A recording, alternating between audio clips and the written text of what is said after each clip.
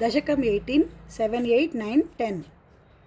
आत्मानं यजति मखै स्त्वयिति त्रिदामन् आरब्धे शततम वाजि मेधयागे स्पर्धालुः शतमख एत्य नीच वेशः हृत्वाश्वं तव तनयात् पराजितोऽभूत्।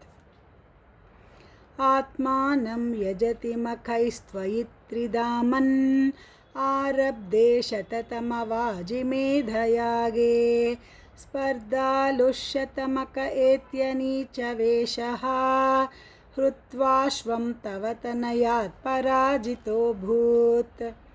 देवेन्द्रं मुहुरिति वाजिनं हरन्तं वह्नौतं मुनिवर मण्डले जुहूषौ रुन्धाने कमलभवे क्रतोः समाप्तौ साक्षात्त्वं मधुरिपु मैक्षताः स्वयं स्वम्। देवेन्द्रं मुहुरिति वाजिनं हरन्तं वह्नौतं मुनिवरमण्डले जुहूषौ रुन्धाने कमलभवे क्रतोः समाप्तौ साक्षात्त्वं मधुरिपुमैक्षता स्वयं स्वं। तद्दत्तं वरमुपलभ्य भक्तिमेकां गङ्गान्ते विहितपदः कदापि देव सत्रस्तं मुनिनिवहं हितानि शंसन् ऐक्षिष्टाः सनकमुखान् मुनीन् पुरस्तात्।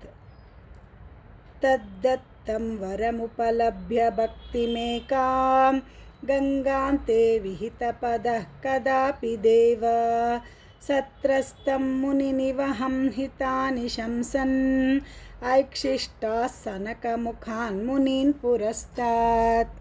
विज्ञानं सनकमुखोदितं ददानः स्वात्मानं स्वयमगमो वनान्तसेवी तत्तादृक् पृथुवपुरीश सत्वरं मे रोगौघं प्रशमय वातगेहवासिन्। विज्ञानं सनकमुखोदितं ददानः स्वात्मानं स्वयमगमो वनान्तसेवी तत्तादृक् पृथुवपुरीश सत्वरं मे रोगौघं प्रशमय वातगेहवासिन्।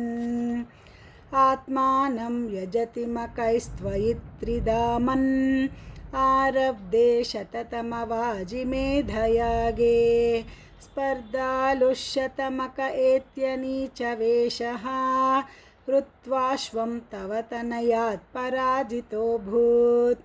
देवेन्द्रं मुहुरिति वाजिनं हरन्तं वह्नौतं मुनिवरमण्डले जुहूषौ रुन्धाने कमलभवे क्रतोः समाप्तौ साक्षात्त्वं मधुरिपुमैक्षता स्वयं स्वं।